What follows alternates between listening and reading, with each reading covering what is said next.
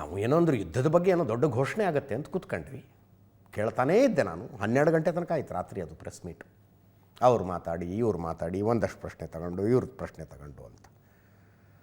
ಆ ಪ್ರೆಸ್ ಮೀಟ್ನ ಬಹುತೇಕ ಭಾಗ ಇದ್ದದ್ದು ಇರಾನ್ ಒಳಗಡೆಯಿಂದ ತಮ್ಮ 2ನೇ ಪೈಲಟ್ ಅಲ್ಲ ವೆಪನ್ ಆಫೀಸರ್ನ ಹೆಂಗೆ ಸುರಕ್ಷಿತವಾಗಿ ಕರ್ಕೊಂಡು ಬಂದರು ಅಂತ. ಉಳಿದಿದ್ದೇನೇ ಇರಲಿ, ಟ್ರಂಪ್ ಹುಚ್ಚಾಟಗಳು, ಅತಿರೇಕದ ಹೇಳಿಕೆಗಳು, ಅದು ಏನೇ ಇರಲಿ, ನನಗೆ ಆ ದೇಶದ ಕಮಿಟ್ಮೆಂಟ್ ಇಷ್ಟ ಆಯಿತು. ಒಂದು ಶತ್ರು ದೇಶದೊಳಗೆ ನಮ್ಮ ದೇಶದ ಒಬ್ಬ ವ್ಯಕ್ತಿ ಸಿಕ್ಕಾಕ್ಕೊಂಡಿದ್ದಾನೆ ಅಂದರೆ ಆತನನ್ನು ಜೀವಂತವಾಗಿ ಮತ್ತು ಸುರಕ್ಷಿತವಾಗಿ ವಾಪಸ್ ಕರ್ಕೊಂಡು ಬರೋದಕ್ಕೆ ಅದು ಏನು ಹೋಗುತ್ತೋ ಹೋಗಲಿ ಅಂತ ಹೆಚ್ಚು ಕಡಿಮೆ 5,000 ಕೋಟಿ ರೂಪಾಯಿಗಳನ್ನು ಅಮೇರಿಕ ಖರ್ಚು ಮಾಡ್ತು ಇಂಡಿಯನ್ ಕರೆನ್ಸಿಯಲ್ಲಿ. 5,000 ಕೋಟಿ. ಅಮೇರಿಕ ಶ್ರೀಮಂತ ದೇಶ ಅಥವಾ ಶ್ರೀಮಂತ ಅಂತ ಬಿಂಬಿಸಲ್ಪಟ್ಟಿರುವ ದೇಶ. ಆದರೂ 5,000 ಕೋಟಿ ದೊಡ್ಡ ಅಮೌಂಟೇ ರೀ. ಡೊನಾಲ್ಡ್ ಟ್ರಂಪು ಅದರ ಬಗ್ಗೆ ಹೆಮ್ಮೆಯಿಂದ ಮಾತನಾಡಿದ್ದು, yes worth it. They said life is important, not the hardware ಅಂತ. ಅಂದರೆ ಹಾರ್ಡ್ವೇರ್ ಅಂದರೆ ವಿಮಾನಗಳು, ಕ್ಷಿಪಣಿಗಳು, ಆ ಉಪಕರಣಗಳು ಅವೆಲ್ಲ ಇಂಪಾರ್ಟೆಂಟು. ಜೀವ, ಒಬ್ಬ ಅಮೇರಿಕನ್ನನ ಜೀವಕ್ಕಾಗಿ ನಾವು ಏನನ್ನಾರೂ ಕಳ್ಕೊಳ್ಳೋದಕ್ಕೆ ಸಿದ್ಧ ಇದ್ದೀವಿ ಅಂತ ಮತ್ತೆ ಮತ್ತೆ ಮತ್ತೆ ಮತ್ತೆ ಡೊನಾಲ್ಡ್ ಟ್ರಂಪ್ ಅದನ್ನು ಒತ್ತಿ ಹೇಳಿದರು.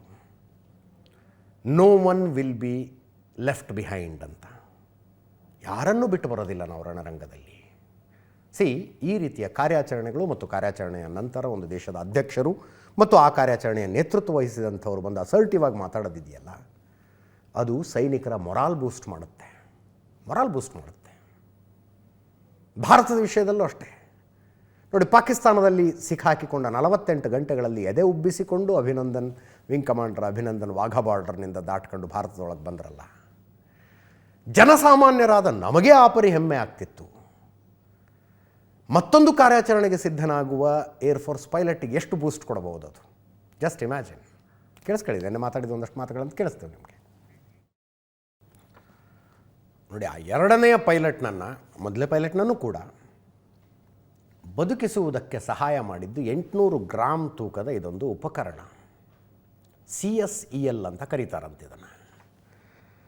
Combat survivor evader locator.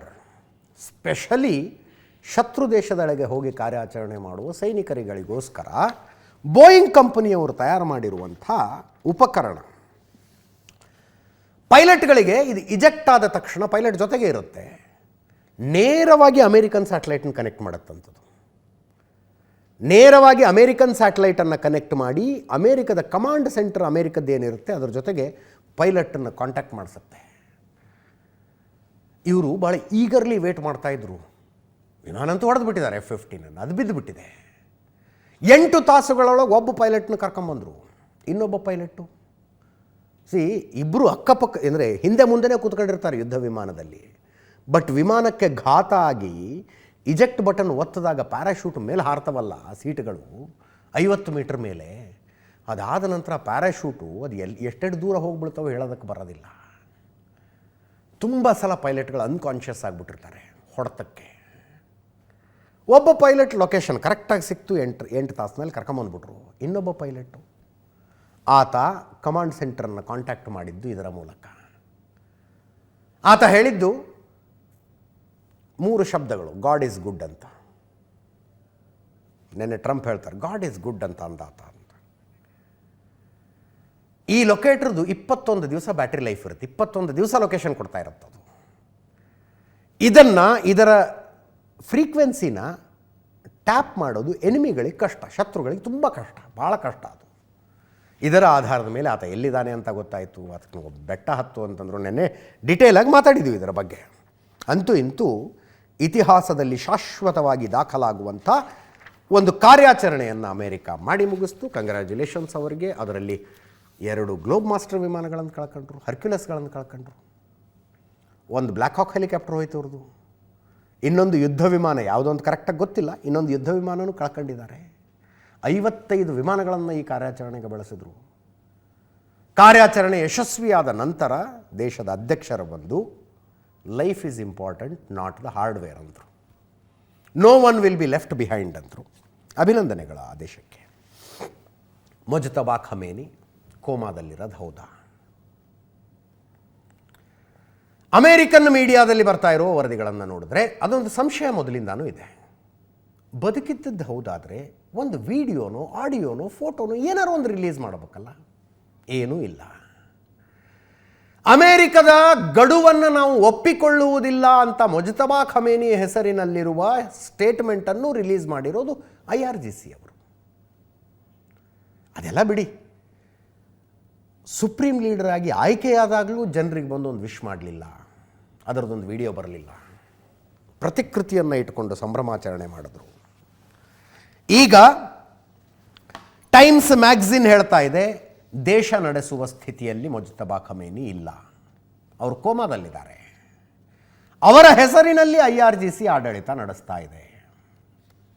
Actually February 28ನೇ ತಾರೀಕು ಏನು ದಾಳಿ ಮಾಡಿದ್ರಲ್ಲ, ಫಸ್ಟ್ ಅಟ್ಯಾಕು, ಆ ದಾಳಿಯ ಸಂದರ್ಭದಲ್ಲಿ ಅಯಾತುಲ್ಲಾ ಖಮೇನಿಯ ಹೆಂಡತಿ, ಮಗಳು, ಅಳಿಯ, ಮುಜ್ತಬಾ ಖಮೇನಿ ಹೆಂಡತಿ, ಇವರ ಮಕ್ಕಳು ಎಲ್ಲರೂ ಸತ್ತು ಹೋದರು.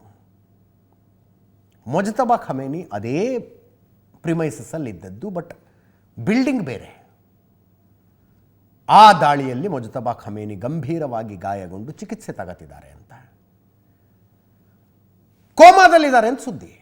ಅದರ ಅರ್ಥ ತಾನು ಸುಪ್ರೀಂ ಲೀಡರ್ ಆಗಿ ಆಯ್ಕೆಯಾದದ್ದು ಕೂಡ ಗೊತ್ತಿಲ್ಲ. ಹೆಂಗೆ ಗೊತ್ತಿರೋಕ್ಕೆ ಸಾಧ್ಯ ಕೋಮಾದಲ್ಲಿರುವಾಗ? ಅದಕ್ಕೆ IRGC ಅವರು ಸ್ಟೇಟ್ಮೆಂಟ್ಸ್ ರಿಲೀಸ್ ಮಾಡ್ತಾ ಇದ್ದಾರಂತೆ.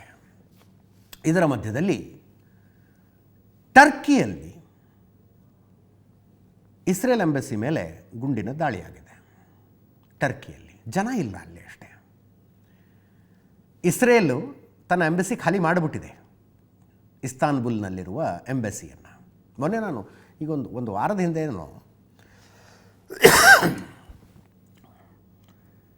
ಕಾನ್ಸ್ಟಂಟಿನೋಪಲ್ನ ಪತನದ ಬಗ್ಗೆ ಮಾತಾಡಿದ್ದೆ.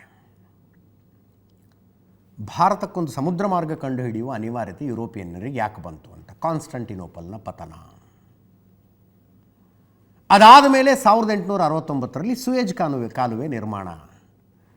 ಭಾರತಕ್ಕೆ ಬರುವುದಕ್ಕೆ ಸಮುದ್ರ ಮಾರ್ಗ ಶಾರ್ಟ್ಕಟ್ ಕಂಡುಹಿಡಿದ್ರು, ಒಂದು ಶಾರ್ಟ್ಕಟ್ ನಿರ್ಮಾಣ ಆಯಿತು ಅಂತ. ಅದಾದಮೇಲೆ ಬಹಳ ಜನ ಕೇಳಿದ್ರು ನಮಗೆ, ಕಾನ್ಸ್ಟಂಟಿನೋಪಲ್ ಈಗ ಎಲ್ಲಿದೆ ಅದು ಅಂತ. ಇದೆ ಇಸ್ತಾನ್ಬುಲ್ಗೆ, ಅವಾಗ ಕಾನ್ಸ್ಟಂಟಿನೋಪಲ್ ಅಂತಿದ್ರು.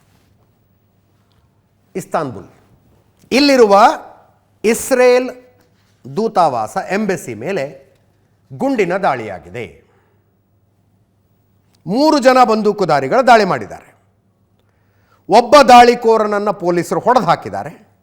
ಟರ್ಕಿ ಪೊಲೀಸರಿಬ್ಬರಿಗೆ ಗಾಯ ಆಗಿದೆ. ಅಲ್ಲಿ ಯಾರೂ ಸ್ಟಾಫೇ ಇಲ್ಲ, ಇಸ್ರೇಲ್ ಸ್ಟಾಫ್ ಇಲ್ಲ. 2023 ಅಕ್ಟೋಬರ್ 7 ಇಸ್ರೇಲ್ ಮೇಲೆ ಭೀಕರ ಭಯೋತ್ಪಾದಕ ದಾಳಿ ಆಯಿತು. ಹಮಾಸ್ನ ಭಯೋತ್ಪಾದಕರ ದಾಳಿ ಮಾಡಿದ್ರು. ಆ ಸಂದರ್ಭದಲ್ಲಿ ಟರ್ಕಿ ಹಮಾಸ್ನ ಭಯೋತ್ಪಾದಕರನ್ನು ಬೆಂಬಲಿಸಿತು.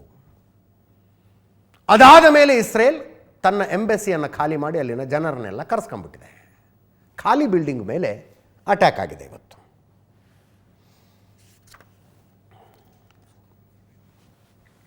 ಈ ಮಧ್ಯದಲ್ಲಿ ಇರಾನಿನ ರೆಸಿಸ್ಟೆನ್ಸ್, ಅಂದರೆ ಈ ಯುದ್ಧದಲ್ಲಿ ಸಂಜೆ 7 ಗಂಟೆ ಡಿಬೇಟ್ನಲ್ಲೂ ನಾವು ಚರ್ಚೆ ಮಾಡ್ತಾ ಇದ್ವಿ, ಇದರಲ್ಲಿ ಸೋಲು ಮತ್ತು ಗೆಲುವುಗಳನ್ನು ಡಿಫೈನ್ ಹೆಂಗೆ ಮಾಡೋದು ಯುದ್ಧದಲ್ಲಿ ಅಂತ. It is not A cricket match. ಇವ್ರು ಇಷ್ಟು ರನ್ ಹೊಡೆದಿದ್ರು, ಇವ್ರು ಚೇಸ್ ಮಾಡಿದ್ರು, ಚೇಸ್ ಮಾಡಿ ಯಶಸ್ವಿಯಾಗಿ ಬೀಟ್ ಮಾಡಿದ್ರು, ಅಥವಾ ಅದಕ್ಕಿಂತ ಮುಂಚೆ ಆಲ್ಔಟ್ ಆದರೂ, ಓವರ್ ಮುಗಿಸ್ಬಿಟ್ರು ಅನ್ನೋದಕ್ಕೆ ಕ್ರಿಕೆಟ್ ಮ್ಯಾಚ್ ಅಲ್ಲ ಇದು. ಯುದ್ಧದಲ್ಲಿ ಸೋಲು ಗೆಲುವುಗಳನ್ನು ಡಿಫೈನ್ ಮಾಡೋದು ಹೆಂಗೆ? ತುಂಬ ಜನ ಮಿಲಿಟರಿ ಎಕ್ಸ್ಪರ್ಟ್ಗಳು ಹೇಳ್ತಾರೆ, ಇರಾನ್ ಶರಣಾಗತವಾಗದೆ ಗಟ್ಟಿಯಾಗಿ ನಿಂತ್ಕೊಂಡ್ರೆ ಗೆದ್ದುಬಿಟ್ಟಂಗೆ. ಅಮೇರಿಕದ ಪಾಲಿಗೆ ಗೆಲುವೇನು? ಇರಾನ್ ಶರಣಾಗತವಾಗಿ ನೀವು ಹೇಳ್ದಂಗೆ ಕೇಳ್ಕೊಂಡಿರ್ತೀವಿ ಅಂತ ಒಪ್ಕೊಂಡ್ರೆ ಅಮೇರಿಕ ಗೆದ್ದಂಗೆ. ಇರಾನ್ ನಾವು ಮಣಿಯದೆ ಗಟ್ಟಿಯಾಗಿ ನಿಂತ್ಕೊಂಡ್ಬಿಡ್ತೀವಿ ಅಂತಂದುಬಿಟ್ರೆ ಇರಾನ್ ಗೆದ್ದಂಗೆ. ಇರಾನ್ಗೆ ಇಷ್ಟೊಂದು ಶಕ್ತಿ ಎಲ್ಲಿಂದ ಬರ್ತಾ ಇದೆ? ಮಿಸೈಲ್ಗಳಿದಾವೆ ಅವ್ರ ಹತ್ರ, ಡ್ರೋನ್ಗಳಿದಾವೆ ಅವ್ರ ಹತ್ರ, ದೊಡ್ಡ ಸಂಖ್ಯೆಯಲ್ಲಿ ಪ್ರೊಡ್ಯೂಸ್ ಮಾಡಿ ಇಟ್ಕೊಂಡಿದ್ದಾರೆ. ಭಾಳ ಚೀಪ್ ರೇಟ್ನಲ್ಲಿ ಪ್ರೊಡ್ಯೂಸ್ ಮಾಡೋದಕ್ಕೊಂದು ಅವ್ರಿಗೊಂದು ಟೆಕ್ನಾಲಜಿ ಸಿಕ್ಕಿದೆ. ಭಾಳ ಸೊಫೆಸ್ಟಿಕೇಟೆಡ್ ಡ್ರೋನ್ಗಳೇನಲ್ಲ. ನಾವು ಹೆಂಗೆ ಈಗ ಬ್ರಹ್ಮೋಸ್ ಕ್ಷಿಪಣಿ ಕರೆಕ್ಟಾಗಿ ಹೋಗಿ ಗುರಿಗೆ ಹೊಡೆಯುತ್ತೆ, ಇರಾನಿನ ಡ್ರೋನ್ಗಳು ಹಂಗಲ್ಲ, ಒಂದು ಅಂದಾಜು ಮೇಲೆ ಹೋಗ್ತಾವೆ ಅಷ್ಟೇ. ಭಾಳ ಪ್ರಿಮಿಟಿವ್ ಟೆಕ್ನಾಲಜಿ ಇಟ್ಟಿದ್ದಾರೆ ಅದರಲ್ಲಿ, ಎಲ್ಲಿ ದಾಳಿ ಮಾಡಬೇಕು ಅನ್ನೋದಕ್ಕೆ. ಆದರೆ ಎಲ್ಲಿ ದಾಳಿ ಮಾಡಬೇಕು ಅನ್ನುವ ಟಾರ್ಗೆಟ್ ಯಾರು ಕೊಡ್ತಿದ್ದಾರೆ? ಇರಾನ್ ಹತ್ರ ಆ ಶಕ್ತಿ ಇಲ್ಲ. ಫಾರ್ ಎಕ್ಸಾಂಪಲ್, ಸೌದಿ ಅರೇಬಿಯಾದಲ್ಲಿ ಅಮೇರಿಕದ ಒಂದು ಸೇನಾ ನೆಲೆ ಇದೆ. ಆ ಅಮೇರಿಕದ ಸೇನಾ ನೆಲೆಯ ಮೇಲೆ ದಾಳಿ ಮಾಡಬೇಕು. ಸೇನಾ ನೆಲೆ ತುಂಬ ದೊಡ್ಡದಿದೆ, ಎಕ್ಸಾಕ್ಟಾಗಿ ಎಲ್ಲಿ ಹೊಡಿಬೇಕು ಅಥವಾ ಯಾವಾಗ ಹೊಡಿಬೇಕು? ಸೇನಾ ನೆಲೆ ಖಾಲಿ ಇದ್ದಾಗ ಹೊಡೆದ್ರೆ ಏನು ಪ್ರಯೋಜನ? ಅಲ್ಲೊಂದು 4 ಹೆಲಿಕಾಪ್ಟ್ರು, ಒಂದು 7-8 ವಿಮಾನ ನಿಂತ್ಕೊಂಡಾಗ ಹೊಡೆದ್ರೆ ಲಾಸ್ ಮಾಡ್ದಂಗೆ ಅಮೇರಿಕಕ್ಕೆ. ಅಲ್ಲಿ ಹೆಲಿಕಾಪ್ಟ್ರು ವಿಮಾನಗಳು ನಿಂತ್ಕೊಂಡಿದ್ದಾವೆ, ಈಗ ಹೊಡಿಬೇಕು ಅಂತ ಇರಾನ್ಗೆ ಹೇಳೋರು ಯಾರು? ರಷ್ಯಾ ತನ್ನ ಸ್ಯಾಟಲೈಟ್ ಮೂಲಕ ಸಹಾಯ ಮಾಡ್ತಾ ಇದೆ ರಷ್ಯಾ. ಹಾಗೆ ಚೀನಾದ ಪ್ರೈವೇಟ್ ಕಂಪನಿ ಒಂದು ಸಹಾಯ ಮಾಡಿದೆ ಅಂತ ಸುದ್ದಿ. ಅದು ಏನು? ಆರ್ಟಿಫಿಷಿಯಲ್ ಇಂಟೆಲಿಜೆನ್ಸ್ ಬಳಸ್ಕೊಂಡು. ಒಂದು ಆರ್ಟಿಫಿಷಿಯಲ್ ಇಂಟೆಲಿಜೆನ್ಸ್ನ ಕಂಪನಿ ಈಗ ಆಗಲೇ ಪಬ್ಲಿಕ್ ಡೊಮೇನ್ನಲ್ಲಿರುವ ಅಷ್ಟು ಮಾಹಿತಿಯನ್ನು ಆಧರಿಸಿಕೊಂಡು ಅಮೇರಿಕಾದ ಸೇನೆಯ ಮೂಮೆಂಟ್ಗಳನ್ನು ಗೆಸ್ ಮಾಡಿಕೊಟ್ಟಿದೆ ಇರಾನ್ಗೆ. ನೋಡಿ, ಆರ್ಟಿಫಿಷಿಯಲ್ ಇಂಟೆಲಿಜೆನ್ಸ್ ಮುಂದಿನ ದಿನಗಳಲ್ಲಿ ಯಾವ ರೀತಿ ಬಳಕೆ ಆಗಬಹುದು ಅನ್ನೋದಕ್ಕೆ ಇದೊಂದು ಉದಾಹರಣೆ. ಏನೇನು ಬಳಸಿದ್ದಾರೆ? ಸ್ಯಾಟಲೈಟ್ ಇಮೇಜಸ್ ಆಲ್ರೆಡಿ ಪಬ್ಲಿಕ್ ಡೊಮೇನ್ನಲ್ಲಿರೋದು, ಸ್ಯಾಟಲೈಟ್ ಇಮೇಜಸ್ಸು, ವಿಮಾನಗಳ ಟ್ರ್ಯಾಕಿಂಗ್ ಡೇಟಾ ಪಬ್ಲಿಕ್ ಡೊಮೇನಲ್ಲಿ ಸಿಗುತ್ತೆ. ನೀವು ಕೂಡ ಯಾವುದಾದ್ರು ವಿಮಾನವನ್ನು ಇದೆಲ್ಲಿಂದ ಎಲ್ಲಿಗೆ ಹೋಗ್ತಾ ಇದೆ ಅಂತ ಸರ್ಚ್ ಮಾಡ್ಬೋದು, ನೀವು ಕೂಡ ಸರ್ಚ್ ಮಾಡ್ಬೋದು. ವಿಮಾನದ ಟ್ರ್ಯಾಕಿಂಗ್ ಡೇಟಾ, ಹಡಗುಗಳನ್ನು ಗುರುತಿಸುವ ಸೌಲಭ್ಯ, ಇದೆಲ್ಲವನ್ನೂ ತಗೊಂಡು AI ಟೂಲಿಗೆ ಅಪ್ಲೋಡ್ ಮಾಡಿ, ಒಂದು AI ಟೂಲಿಗೆ ಹಾಕಿ ಈ ವಿಮಾನ ಎಲ್ಲಿರಬಹುದು, ಈ ಶಸ್ತ್ರಾಸ್ತ್ರ ಎಲ್ಲಿರ್ಬೋದು ಅಂತ ಕೇಳಿದರೆ ಹೇಳುತ್ತಂತೆ. ಆ ಪ್ಯಾಟರ್ನ್ ನೋಡಿ, ಇದು ಇಲ್ಲಿರುವ ಸಾಧ್ಯತೆ ಇದೆ, ಇದು ಇಲ್ಲಿರುವ ಸಾಧ್ಯತೆ ಇದೆ ಅಂತ. ಅಂಥದ್ದೊಂದು ಡೇಟಾ ರೆಡಿ ಮಾಡಿ ಚೀನಾದ ಕಂಪನಿ ಇರಾನ್ಗೆ ಅದನ್ನು ಮಾರಾಟ ಮಾಡಿದೆ. ಆ ಡೇಟಾ ಇಟ್ಕೊಂಡು ಇವರು ದಾಳಿ ಮಾಡಿದ್ದಾರೆ ಅಂತ. 10 ಪೈಕಿ 2 ಅಕ್ಯುರೇಟ್ ಆದರೆ ಏನು ಹೋಗೋದಿದೆ ಇರಾನ್ಗೆ? 10 ಟಾರ್ಗೆಟ್ಗಳನ್ನು AI ಕಂಪನಿ ಕೊಟ್ಟು ಅದರಲ್ಲಿ 2 ಅಕ್ಯುರೇಟ್ ಆದರೂ ಹೋಗೋದೇನಿದೆ? ಇವರು ಡ್ರೋನ್ ಇರೋದೇ 16 ಲಕ್ಷದ್ದು. 16 ಲಕ್ಷ ರೂಪಾಯಿಯ ಡ್ರೋನನ್ನು ಒಂದನ್ನು ಹಾರಿಸಿ, ಅಥವಾ 10 ಡ್ರೋನನ್ನು ಏಕಕಾಲಕ್ಕೆ ಹಾರಿಸಿದ್ರು ಅನ್ಕೊಳ್ರಪ್ಪ, 1,60,00,000. 10 ಡ್ರೋನ್ಗಳ ಪೈಕಿ ಅಟ್ಲೀಸ್ಟ್ 1 ಡ್ರೋನ್ ಹೋಗಿ ಬಿದ್ದರೆ ಅಲ್ಲಿ ಧ್ವಂಸಗೊಳ್ಳುವ ವಿಮಾನದ ಬೆಲೆ ಎಷ್ಟು? ಸಾವಿರಾರು ಕೋಟಿ. ಚೀನಾದ ಮಿಜಾರ್ ಮಿಷನ್ ಅನ್ನುವಂಥ ಒಂದು AI ಕಂಪನಿ ಆ ಡೇಟಾ ತೆಗೆದುಕೊಟ್ಟಿದೆಯಂತೆ ಇರಾನ್ಗೆ. ಅವ್ರು ಹೇಳ್ತಾರೆ, ಮಧ್ಯಪ್ರಾಚ್ಯದಲ್ಲಿ ಶಸ್ತ್ರಾಸ್ತ್ರಗಳ ನಿಯೋಜನೆಯನ್ನು ನಾವು ಪತ್ತೆ ಹಚ್ಚಿದ್ವಿ, ಅಮೆರಿಕದ ಯುದ್ಧ ವಿಮಾನ ವಾಹಕಗಳ ನೌಕೆಗಳ ಸ್ಥಳ ಗುರುತು ಮಾಡಿದ್ವಿ, ವೆನಿಜುವೆಲಾ ಅಧ್ಯಕ್ಷರ ಬಂಧನಕ್ಕೂ ಮೊದಲೇ ನಮ್ಮ ಹತ್ರ ಈ ಮಾಹಿತಿ ಇತ್ತು, ಅಮೆರಿಕ ಕ್ಷಿಪಣಿ ಸ್ಥಾನ ಬದಲಾವಣೆಯನ್ನು ನಾವು ಗಮನಿಸಿದ್ವಿ ಅಂತ. ಆರ್ಟಿಫಿಷಿಯಲ್ ಇಂಟೆಲಿಜೆನ್ಸ್ನ ಪಾಸಿಬಿಲಿಟಿ ಮುಂದಿನ ದಿನಗಳಲ್ಲಿ ರಣರಂಗದಲ್ಲಿ ಏನೇನಾಗಬಹುದು ಅನ್ನೋದಕ್ಕೆ ಉದಾಹರಣೆ ಇದು. ಈ ಮಧ್ಯೆ ಬೆಳಗಿನ ಜಾವ 5:15 ಟೈಮ್ ಮುಗಿಯೋದು, ಟ್ರಂಪ್ ಕೊಟ್ಟಿರುವ ಡೆಡ್ಲೈನ್, ಅದಕ್ಕಿಂತ ತುಂಬ ಮೊದಲೇ ದಾಳಿಯನ್ನು ಇಸ್ರೇಲ್ ಆರಂಭ ಮಾಡಿದೆ. ಇದು ಬೇರೆ. ಇದು ಹಿಜ್ಬುಲ್ಲಾ ಭಯೋತ್ಪಾದಕರು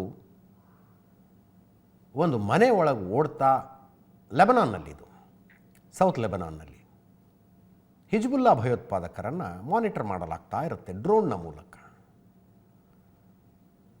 ಅವ್ರು ಯಾರ ಕಣ್ಣಿಗೂ ಕಾಣಿಸ್ದಂಗೆ ಬಚ್ಚಿಟ್ಕೊಂಡು ಒಂದು ಮನೆ ಒಳಗೆ ಹೋಗ್ತಾರೆ.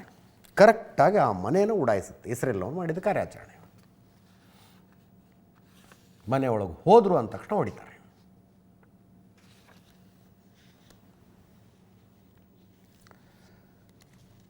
ಸಿರಾಜ್ನಲ್ಲಿರುವ ಗುಪ್ತಚರ ನೆಲೆಯ ಮೇಲೆ ದಾಳಿ ನಡೆದಿದೆ. ಇರಾನ್ನ ಗುಪ್ತಚರ ಸಚಿವಾಲಯ ಇದು. ಅಂಡರ್ಗ್ರೌಂಡ್ ಇತ್ತಂತೆ, ಬೇರ್ ಸಮೇತ ಹೊಡೆದಾಕಿದ್ದಾರೆ. ಕರಾಜ್ನಲ್ಲಿ ರೈಲ್ವೆ ಸ್ಟೇಷನ್ ಹೊಡೆದಿದ್ದಾರೆ. ಹ್ಯಾಸ್ಟ್ರೌಡ್ ಮತ್ತು ಟ್ಯಾಬ್ರಿಚ್ ಮಧ್ಯದ ಹೈವೇ ಉಡಾಯಿಸಿದ್ದಾರೆ. ಖರ್ಗ್ ಐಲ್ಯಾಂಡ್ ಮೇಲೆ ಇವತ್ತೊಂದು ಸ್ವಲ್ಪ ದಾಳಿಗಳಾಗಿದ್ದಾವೆ. ಖರ್ಗ್ ಐಲ್ಯಾಂಡ್ ಹಾರ್ಮುಜ್ ಜಲಸಂಧಿಯಲ್ಲಿದೆ. ಇರಾನಿನ 90% ಆಯಿಲ್ ಎಕ್ಸ್ಪೋರ್ಟ್ ಆಗೋದು ಅಲ್ಲಿಂದ. ಅದರ ಬಗ್ಗೆ ತುಂಬ ಹೇಳಿದ್ದೀವಿ. ಟೆಹರಾನಿನ ಮೇಲೆ ದಾಳಿಗಳು ಮುಂದುವರೆದಿದ್ದಾವೆ. ಸೇತುವೆ ಹತ್ರ ನಿಂತಿದ್ದಂಥ 2 ಇರಾನಿಯನ್ನರ ಮೃತಪಟ್ಟಿದ್ದಾರೆ. ರೈಲ್ವೆ ಬ್ರಿಡ್ಜ್ ಇದು. 100 ಯುದ್ಧ ವಿಮಾನಗಳು ಇವತ್ತು ಬಳಕೆಯಾಗಿದ್ದಾವಂತೆ. ಮೆಹರಾಬಾದ್ ಏರ್ಪೋರ್ಟ್, ಇರಾನಿನ ಮೆಹರಾಬಾದ್ ಏರ್ಪೋರ್ಟ್ ಮೇಲೆ ಇಸ್ರೇಲ್ ದಾಳಿ ಮಾಡಿದೆ. ಎಷ್ಟು ಸಲ ಮಾಡ್ತಾರೆ ಇದ್ರ ಮೇಲೆ? ನಡೀತಾನೇ ಇದೆ 40 ದಿನಗಳಿಂದ ಇದ್ರ ಮೇಲೆ ದಾಳಿ. ಏರ್ಪೋರ್ಟ್ನಲ್ಲಿದ್ದ ತೈಲ ಮತ್ತು ಶಸ್ತ್ರಾಸ್ತ್ರ ಸಂಗ್ರಹಾಗಾರ ಧ್ವಂಸಗೊಂಡಿದೆಯಂತೆ. ಟೆಹರಾನ್ ಮೇಲೆ ಟಾಮಹಾಕ್ ಕ್ಷಿಪಣಿಗಳ ದಾಳಿಯಾಗಿದೆ.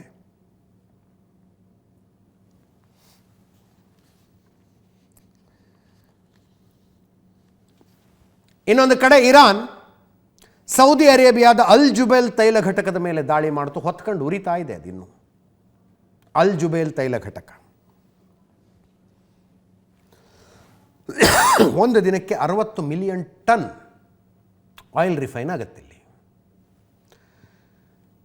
7 ಬ್ಯಾಲಿಸ್ಟಿಕ್ ಕ್ಷಿಪಣಿಗಳನ್ನು ನಾವು ಆಕಾಶದಲ್ಲೇ ಇಂಟರ್ಸೆಪ್ಟ್ ಮಾಡಿದ್ದೀವಿ ಅಂತ ಸೌದಿ ಅರೇಬಿಯಾ ಹೇಳ್ಕೊಂಡಿದೆ. ಅಲ್ ಜುಬೈಲ್ ಮೇಲೆ ಕ್ಷಿಪಣಿ ಬಿದ್ದಿದೆ.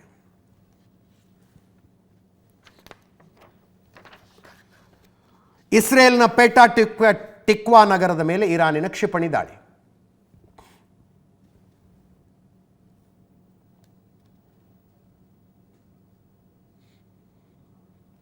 ಟ್ರಂಪ್ ನೆನ್ನೆ ಹೇಳಿದರು 12,000 ಜಾಗಗಳನ್ನು ಇರಾನ್ನಲ್ಲಿ ನಾವು ಟಾರ್ಗೆಟ್ ಮಾಡಿದ್ದೀವಿ ಅಂತ.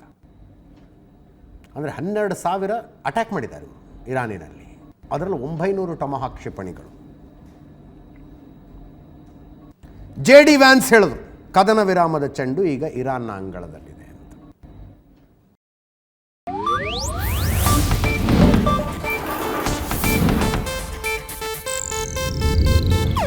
ಇದು ಏಷ್ಯಾನೆಟ್ ನ್ಯೂಸ್ ನೆಟ್ವರ್ಕ್ ಪ್ರಸ್ತುತಿ.